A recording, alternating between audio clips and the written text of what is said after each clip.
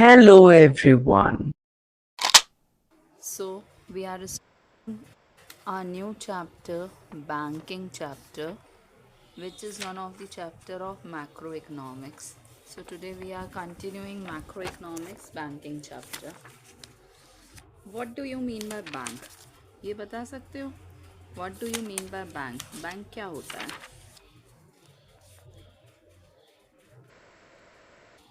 Save the money. Whose money they are saving? Bank किससे save करता है? Public money we can say, क्या कह सकते हैं, पब्लिक की मनी।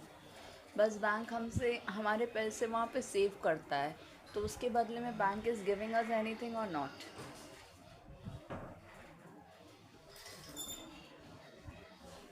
हम सब पब्लिक हैं, हम सब के बैंक अकाउंट ओपन है, हम लोग बैंक में जाके पैसे जमा करते हैं, तो बैंक हमें कुछ रिटर्न देता है तो ही हम बैंक में जमा करते हैं, कि ऐसे ही बस जाके जमा कर कर आ जाते हैं? कुछ बेनिफिट मिलता है बैंक से हमें? Yes, bank is paying interest to the person who are saving their money. और एक सिक्योरिटी भी रहती है वहाँ पे, सेफ मनी रहते हैं, chances of loss is less, और वो हमें इंटरेस्ट पे करता है। That is why we are saving money in bank. मगर बैंक क्या बस ये एक ही काम करता है, कि बैंक और कोई काम भी करता है?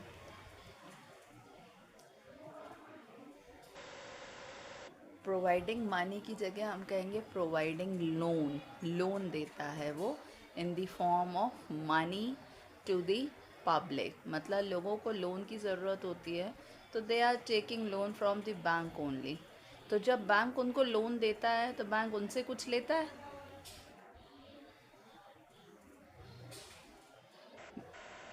यस, बैंक उनसे इंटरेस्ट लेता है, और फिर हम लोग जो पैसे जमा करते हैं बैंक वो हम लोगों को इंटरेस्ट देता है। तो क्या दोनों इंटरेस्ट रेट सेम होते हैं होंगे, कि दोनों इंटरेस्ट रेट अलग अलग होते होंगे? यस। कौन सा ज़्यादा होगा, कौन सा कम होगा?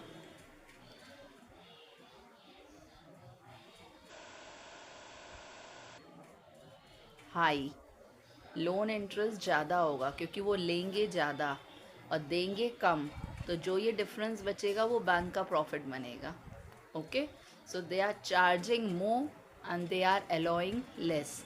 तो ये जो डिफरेंस होता है लेना और देने वाला इंटरेस्ट, उसमें हमेशा 1% का डिफरेंस रहता है। तो जैसे बैंक हमें दे रहा है 5%, तो ले कितना रहा होगा, 6%। तो हमेशा ये इंटरेस्ट में 1% का डिफरेंस रहता है। मैक्सिमम कोशिश यही रहती है, कम ज़्यादा भी हो सकता है अकॉर्डिंग टू इन्फ्लेशन और डिफ्लेशन। बट ये जो डिफरेंस बिटवीन गैप होता है लेंडिंग और गिविंग लोन एंड सेविंग में, तो उस इंटरेस्ट रेट के डिफरेंस को कहा जाता है स्प्रेड। SPREAD, spread. इतनी चीज़ समझ में आई? तो बैंक के अगर दो मेन फंक्शन पूछे जाएं, तो बैंक के दो मेन फंक्शन है। एक्सेप्टिंग डिपॉजिट मींस पब्लिक से पैसा लेकर सेफ रखता है, एंड लेंडिंग लोन मतलब लोगों को लोन देता है। बैंक का मेन यही काम है। अब मगर बैंक ने इसके अलावा और बहुत सारे काम करना चालू कर दिए हैं, जिसको हम एजेंसी फंक्शंस कहते हैं या अदर फंक्शंस कहते हैं। कोई बैंक के और कोई काम है? आप लोगों को मालूम है और कोई काम बैंक जो करता है पब्लिक के लिए?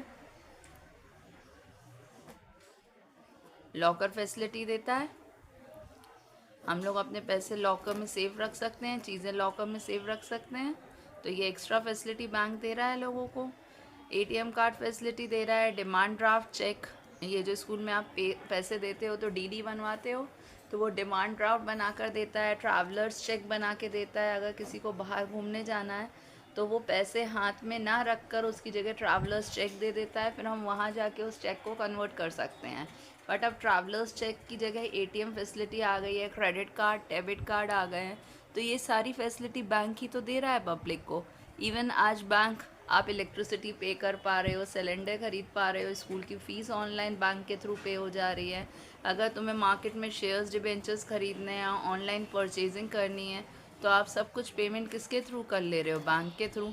तो ये जो बैंक, पहले हम एजेंट अपॉइंट करते थे काम करने के लिए, आज उस एजेंट की जगह कौन काम कर रहा है? बैंक कर रहा है। इसलिए इन फंक्शंस को क्या कहा जाता है? Agency function of a bank. आई चीज़ें समझ में? ये सारी चीज़ें क्लियर है?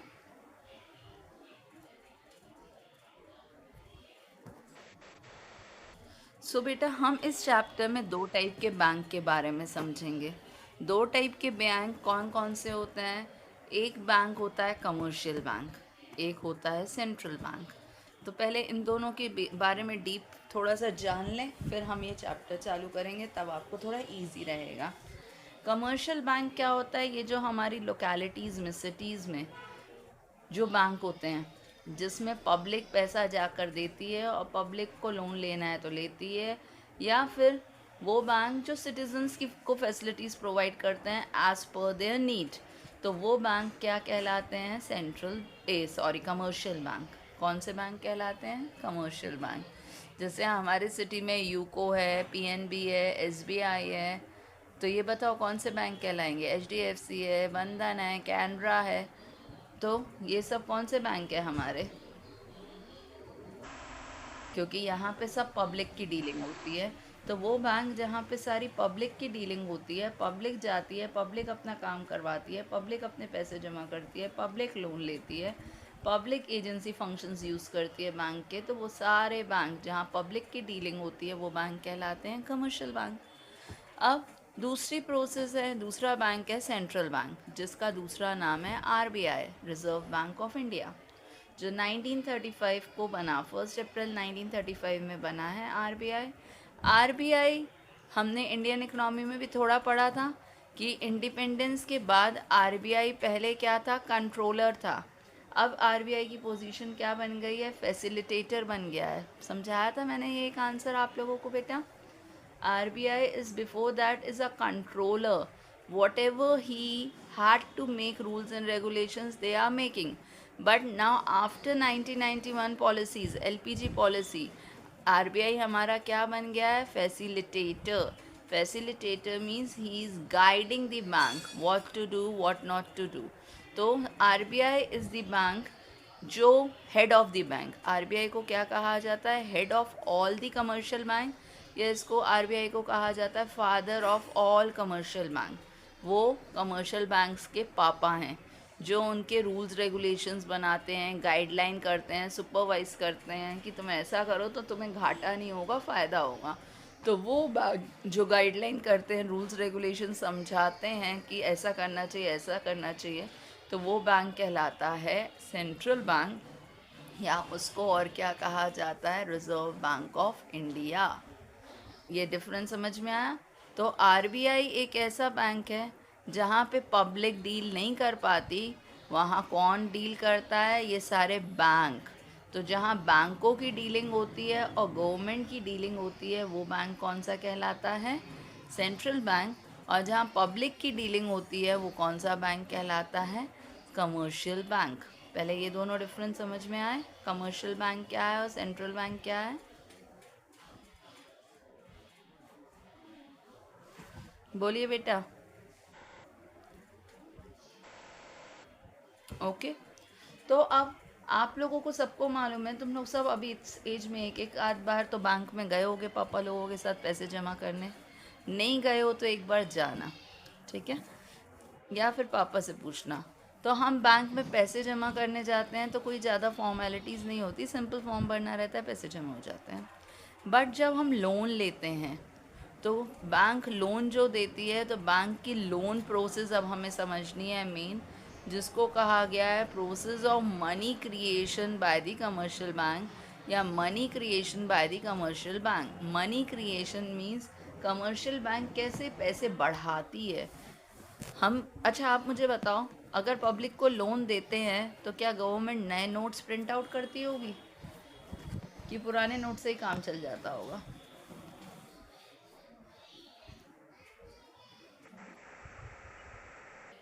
पुराने नोट से काम चल जाएगा। कैसे? कोई आइडिया?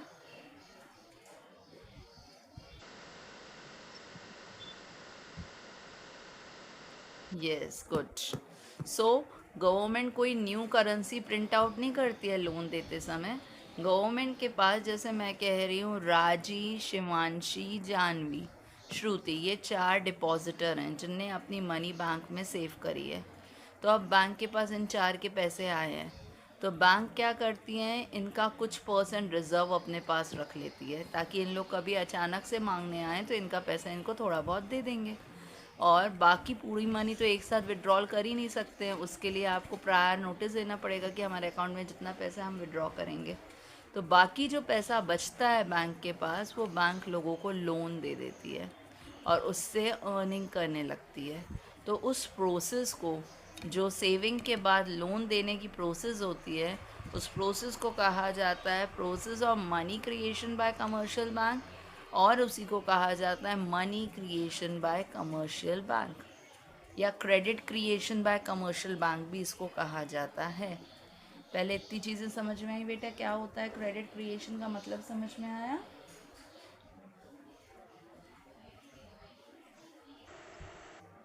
To everyone? ओके। सो देखो, अभी हम जब ये प्रोसेस समझेंगे तो हमें दिमाग में ये चीज़ रखनी है, जब आप आंसर लिखोगे ना, तो आपको आंसर लिखते समय भी ये मानना है, अजम्पशन करके लिखनी पड़ेगी कि हम एज्यूम करते हैं कि हमारे सिटी में बस एक ही बैंक है, बीना में बस एक ही बैंक है। पहली अजम्पशन हम ये लिखेंगे। दूसरी अजम्पशन हम लिखेंगे कि हम लोग ये भी एज्यूम करते हैं कि लोग अपने पास कोई भी कैश नहीं रखता, सब अपना कैश कहाँ, बैंक में जमा कर देते हैं। ठीक है, तो ये 2 अजम्पशन मान के मैं तुम्हें एक स्टोरी बना के समझा रही हूँ, तो क्लियर समझ लेना क्या है। सबसे पहली अजम्पशन मैंने क्या कही?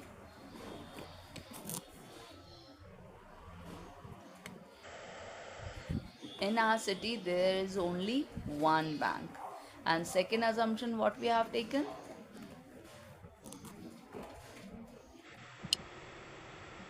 हाँ, nobody is keeping any cash at their home, they all have to deposit all their money at bank only. So these are the 2 assumptions. ठीक है, अब जैसे राजी एक पहली कस्टमर आई है मेरे बैंक में, मैं एक सिंगल बैंक हूँ आपकी सिटी में, बीना में। Raji is a first customer who came to my bank to deposit 10,000 rupees. अब ये समझते जाना ज़रा ध्यान से, ठीक है। तो राजी मेरी पहली कस्टमर आई है जिसने बैंक में 10,000 रुपये जमा करे हैं। तो इस फर्स्ट डिपॉजिट मनी को क्या कहा जाता है? Primary deposit. जो न्यू पर्सन पहली बार पैसा जमा करता है उसको क्या कहा जाता है? Primary deposit. ओके, अब हम अपनी पास्ट हिस्ट्री देखेंगे कि अगर हम लोग के यहाँ कस्टमर्स जो हैं वो एट प्रेजेंट आकर कितना पैसा एट अ टाइम विड्रॉ करते हैं। तो हमारी कंट्री में ऐसा रूल नहीं है, बट बड़ी बड़ी कंट्री, अमेरिका, यूरोप में यही रूल है कि बैंक वाले अपनी पास्ट हिस्ट्री देखते हैं कि कस्टमर आते हैं तो कम से कम 10% पैसे विड्रॉ करके चले जाते हैं, 12% मनी विड्रॉ करके चले जाते हैं, तो उसको वो अपना रिज़र्व रेट बना लेते हैं। बट हमारी कंट्री में ये रिज़र्व रेट हमें आरबीआई फिक्स करके देती है, जो करेंटली 4 पॉइंट कुछ चल रहा है। ठीक है, तो अब जैसे हमने कहा राजी ने हमारे बैंक में 10,000 रुपये जमा करे और हमने एज्यूम करा है कि हमें रिज़र्व रेट आरबीआई ने कहा है 10%। तो हमने अपनी पास्ट हिस्ट्री और आरबीआई के रूल फॉलो करके राजी के 10,000 का 10% रिज़र्व बना लिया। तो बताओ 10,000 का 10% कितना रिज़र्व बनेगा? 1,000 हमने रिज़र्व बना लिया, तो हमने 1,000 साइड में रख दिया, सो दैट अगर राजी कभी आई तो उसको हम इतने पैसे तो तुरंत ही दे सकते हैं। अब राजी के कितने पैसे बचे हमारे पास?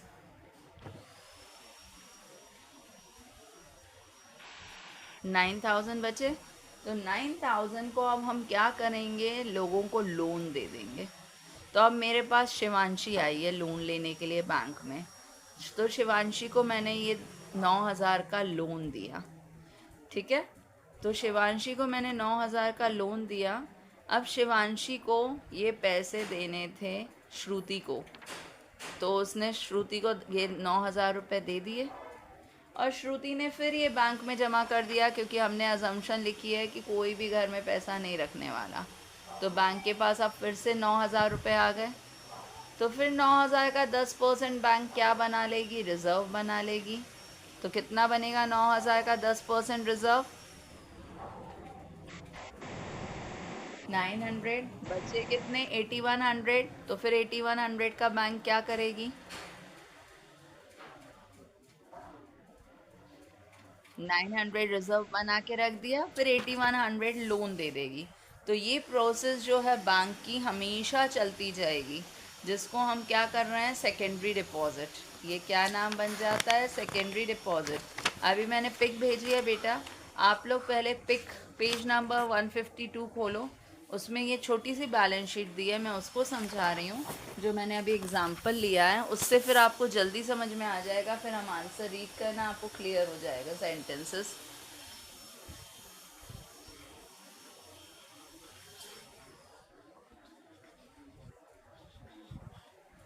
सो पहला देखो, आपको उसमें दिया है बैंकिंग सिस्टम में, पहला राउंड कितना दिया है, 10,000 रुपये बैंक में जमा करें। 10,000 रुपये बैंक में जमा हुए, सॉरी 10,000 कह रही हूँ, 1,000 रुपये देखो डिपॉजिट कॉलम में लिखा है। मिला सबको पेज, पेज नंबर 152 में इलस्ट्रेशन के नीचे एक छोटा सा बॉक्स बना के दिया है। मिला सबको कि नहीं मिला। तो मैं ये बॉक्स समझा रही हूँ आपको, आंसर में यही बॉक्स बनाना है, तो आपको पूरे मार्क्स मिलेंगे। सो फर्स्ट राउंड में देखो 1,000 रुपये जमा हुए, ऊपर लिखा है 10% रिजर्व बनाएंगे। तो 1,000 का 10% 100 रुपये रिजर्व बना के रख दिए। बचे कितने, 900 रुपये, वो 900 रुपये लोन दे दिया। फिर ये 900 रुपये किसी ने बैंक में जमा कर दिया सेकेंड राउंड में, तो फिर 900 रुपये का 90 रुपये रिजर्व बना के रख दिया। 810 फिर किसी को लोन दे दी। फिर ये 810 उस बंदे ने बैंक में जमा कर दिए। तो ये प्रोसेस ऐसे ही चलती जाती है बैंक की। कब तक चलेगी, क्वेश्चन उठता है कितने राउंड ऐसे चलेंगे। तो इसका फॉर्मूला देखो नेक्स्ट पेज में दिया है, demand deposit equals to 1/CRR into cash reserve दिया है आपको। फॉर्मूला मिला नेक्स्ट पेज में 153 में। डिमांड डिपॉजिट मींस टोटल कितना आपका डिपॉजिट होगा। तो टोटल कितना डिपॉजिट होगा, उसका फॉर्मूला है 1/रेट इंटू कैश रिजर्व। तो रेट हमने 10% लिखा है, और कैश रिजर्व, पहला रिजर्व कितना आया था, 1,000 रुपये आया था। तो वो 1,000 रुपये को मल्टीप्लाई करो, मतलब 10,000। तो देखो नीचे डिपॉजिट्स में टोटल लिखा है 10,000। तो जब तक 10,000 नहीं हो जाएंगे तब तक ये प्रोसेस बैंक की चलती ही जाएगी, चलती ही जाएगी। आया समझ में बेटा, ये प्रोसेस कुछ समझ में आई थोड़ी बहुत।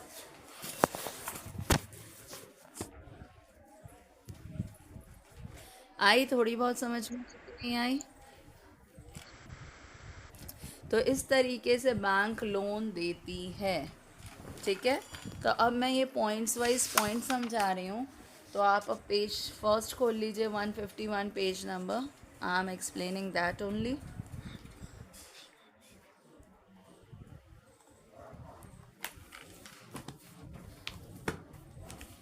गॉट इट टू एवरीवन बेटा।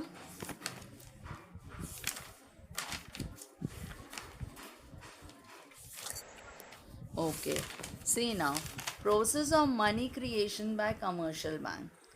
First process they have given, bank received cash deposit from the people, that is called primary deposit. Just now I had explained, person जो बैंक में पैसे जमा करते हैं उसको फर्स्ट डिपॉजिट्स को क्या कहते हैं, primary deposit. Bank lend many times more than their cash reserve. Bank lends मतलब बैंक लोन देता है मैनी मोर टाइम्स, बहुत ज़्यादा गुना कैश रिजर्व से। तो अभी हमने देखो कैश रिजर्व कितना बनाया था, 100 रुपये का, और 900 रुपये हमने लोन दे दिए थे।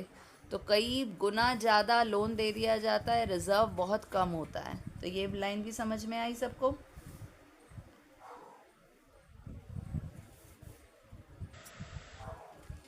टू एवरीवन ना।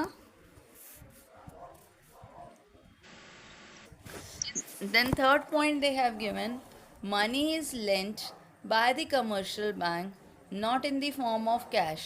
ये किसी को मालूम है, बैंक जो लोन देती है, बैंक कभी भी कैश के रूप में लोन नहीं देती है। बैंक क्या करती है, लोन हमेशा चेक के थ्रू देती है। किसी को मालूम है किसी के पापा लोगों ने लोन लिया हो या भाई बहन किसी ने लोन लिया हो? तो घर में नहीं भी लिया हो तो आज पूछना कि जब अपन लोन लेते हैं तो बैंक कभी भी कैश में लोन नहीं देती। अगर कैश में लोन देगी तो बैंक को इतना सारा पैसा कैश अरेंज करना पड़ेगा। बैंक हमेशा लोन किस में देती है? चेक से। तो अगर हम जैसे हम कह रहे हैं तान्या हमारे पास लोन लेने आई है बैंक से, और तान्या का बैंक में खाता भी नहीं ओपन होगा, तो सबसे पहले बैंक कहेगा आप अपना अकाउंट ओपन करो। और जब तान्या अपना बैंक अकाउंट ओपन करेगी तो तान्या के अकाउंट में लोन का अमाउंट प्रोसीड होगा। आखिर ऐसा क्यों करती है बैंक? कुछ बता सकते हैं? कोई आइडिया?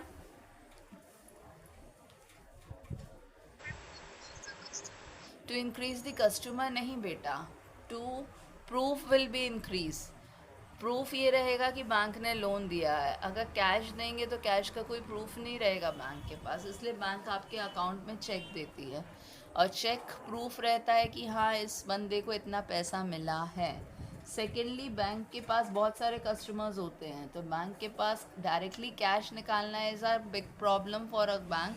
तो बैंक जब चेक के थ्रू ट्रांसफ़र करती है तो अकाउंट के थ्रू ट्रांसफ़र हो जाता है, तो इसीलिए चेक के थ्रू ही लोन दिया जाता है, कभी भी कैश फॉर्म में लोन नहीं दिया जाता है। तो थर्ड पॉइंट यही कह रही है, money is lent by the commercial bank, मतलब money is loan given by the commercial bank, not in the form of cash. Bank कभी भी कैश में नहीं देती, but in the form of credit entry. तो इसको क्रेडिट एंट्री में देती है in the account of borrowers, जिसको क्या कहा जाता है? Secondary deposit. तो जो लोन दिया वो कहलाता है सेकेंडरी डिपॉजिट, और जो कस्टमर ने पैसा जमा किया उसको कहा जाता है प्राइमरी डिपॉजिट। ये 3 पॉइंट्स अच्छे से क्लियर हो गई सबको?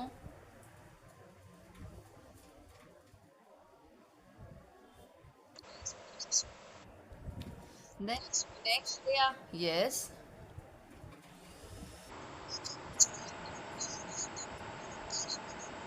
नहीं बेटा, फिर वो क्रेडिट का कुछ तरीका था, लोन उधारी वाले डिमांड ड्राफ्ट थे, तो ऐसी चीज़ें बना के दी जाती थी ताकि प्रूफ का काम हो। जब चेक नहीं थे तो डिमांड ड्राफ्ट थे, क्रेडिट वाला सिस्टम था, तो वो चीज़ें यूज़ करी जाती थी।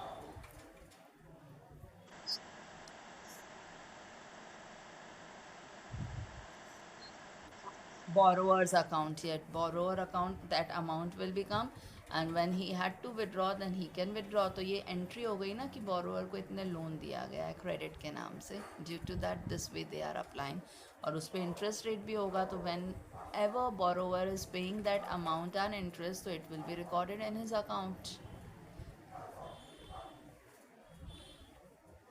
ओके तनीषा?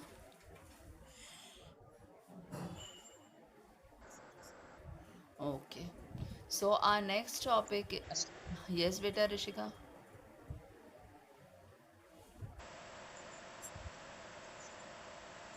नहीं बेटा, ले सक नहीं, जितना आप मांगोगे उतना ही बैंक देगा, उससे ज़्यादा क्यों देगा भला?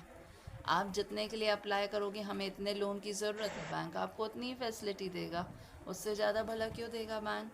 और साथ में बट बैंक आपसे सिक्योरिटी भी मांगेगा, ताकि आप अगर पैसा फ्यूचर में नहीं दे रहे हो तो बैंक के पास आपके असेट्स रखे होंगे, तो उसको बेच कर बैंक कवर अप कर लेगा, जिसको कोलेट्रल कहा जाता है। Clear Rishika? So now fourth point, the borrowers can issue check against credit in their account। तो borrowers अब चेक यूज़ करेंगे इस लोन के लिए जो उनके अकाउंट में आया है, and the cheque circulate in the economy as money. और ये चेक का पैसा लोगों के नाम पे आ गया है, और लोगों के नाम पे आ गया मतलब कंट्री में पैसा पड़ गया है। मैंने लास्ट चैप्टर में मनी में एक चीज़ बताई थी, मनी सप्लाई क्या होती है, अगर याद हो कुछ तो। मनी सप्लाई का मतलब क्या था? लोगों के पास कितना पैसा है, तो ये बैंक ने आपके अकाउंट में चेक के थ्रू करा तो प्रूफ बन गया कि अब ये पैसा आपका हो गया है। तो इससे हमारी मनी सप्लाई कंट्री में क्या हो जाती है? इंक्रीज़ हो जाती है, बिना करेंसी इशू करे। तो इसीलिए फिफ्थ पॉइंट दिया है, primary deposit plus secondary deposit equals to demand deposit. मतलब लोगों का टोटल पैसा हमारी कंट्री में कितना है, इसलिए demand deposit means held by the people in the commercial bank. वो पैसा जो कमर्शियल बैंक में लोगों का रखा हुआ है उसको कहा जाता है डिमांड डिपॉजिट। आ गई चीज़ें समझ में? इतनी पॉइंट्स क्लियर हैं सबको?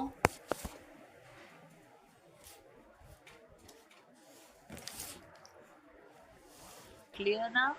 नाउ सिक्स्थ पॉइंट क्या है? Total demand deposit with the bank are many more times than the cash reserve. ये अभी मैंने समझाया था।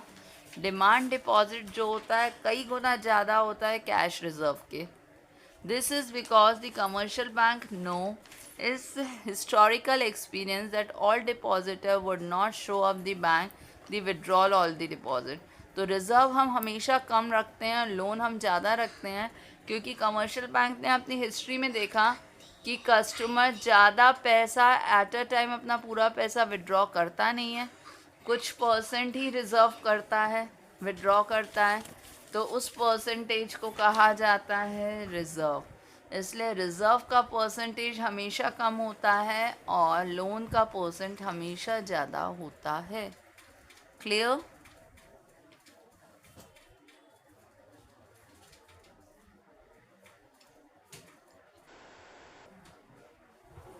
Then our next point, if experience shows that withdrawal are generally 10%, तो डिमांड डिपॉजिट का 10% है तो बैंक 10% क्या बना देगी? Reserve.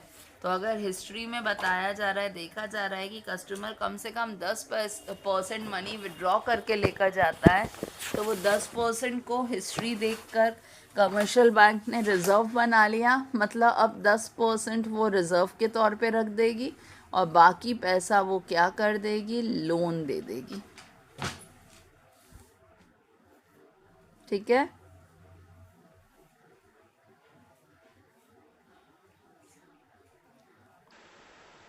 All demand deposit serve as money supply in the economy. अभी मैंने बताया डिमांड डिपॉजिट मतलब लोन ले रहे हैं, तो ये लोन जो ले रहे हैं प्राइमरी और सेकेंडरी डिपॉजिट आपके अकाउंट में आ रहा है, तो इसका मतलब ये आप ही का पैसा है, आपके नाम पे आ गया, मतलब आपका पैसा है। इसीलिए हमारी कंट्री की मनी सप्लाई इंक्रीज़ हो जाती है जितनी डिमांड डिपॉजिट हमारी कंट्री की बढ़ती जाती है। मतलब प्राइमरी और सेकेंडरी डिपॉजिट बढ़ेगी तो हमारी कंट्री की डिमांड डिपॉजिट भी बढ़ जाएगी।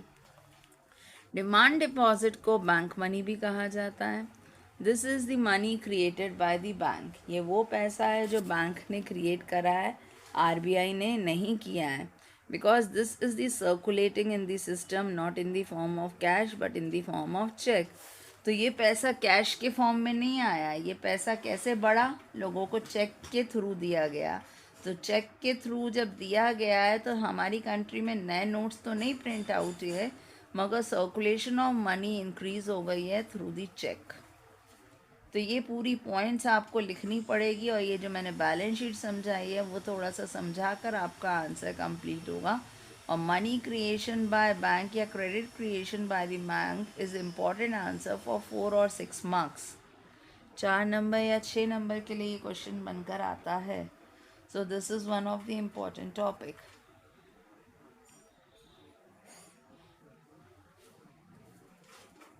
देख लो, अगर आप डाउट है then you can ask. Having any doubt?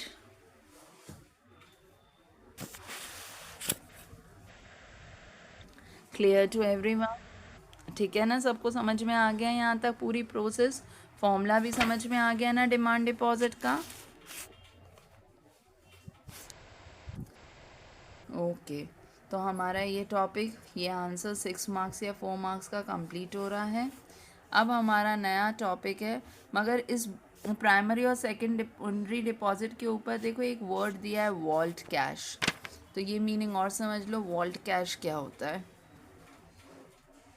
देखो, जैसे हमने रिज़र्व हिस्ट्री बनाई है कि हम 1,000 रुपये रिज़र्व बनाएंगे और 100 रुपये रिज़र्व बनाएंगे और 900 रुपये लोन देंगे। बट अगर कोई बैंक लोन कम देना चाहती है, वो इस प्रोसेस में नहीं घुसना चाहती है लंबे प्रोसेस में, तो वो रिज़र्व क्या करेगी, ज़्यादा बना देगी। 10% की जगह रिज़र्व क्या बना देगी, 20%, 30%। तो जो उसको 900 रुपये लोन देना था, अगर उसने 30% रिज़र्व बनाया तो 300 रुपये रिज़र्व चला गया, बचे कितने उसके पास, 700 रुपये। तो अब वो लोन कितना देगी, बस 700 रुपये का लोन देगी। तो अगर हमें रिज़र्व लोन कम देना रहता है तो हम लोग रिज़र्व क्या कर देते हैं, बढ़ा देते हैं। बट ये जो हमें आरबीआई ने रिजर्व रेट दिया है, हम मान ले रहे 10% और हमने बनाया 30% का रिजर्व, तो ये जो 20% हमने एक्स्ट्रा रिजर्व बनाया है उसको कहा जाता है वॉल्ट कैश रिजर्व। आई बात समझ में? Vault cash reserve means the reserve rate made by the reserve rate. Vault cash reserve is the difference between the cash reserve rate and actual what they had made. So cash reserve rate, which is fixed by the RBI, and actually what the commercial bank is making. So gap between both the rate is called vault cash reserve. आया vault cash reserve भी समझ में कि नहीं आया?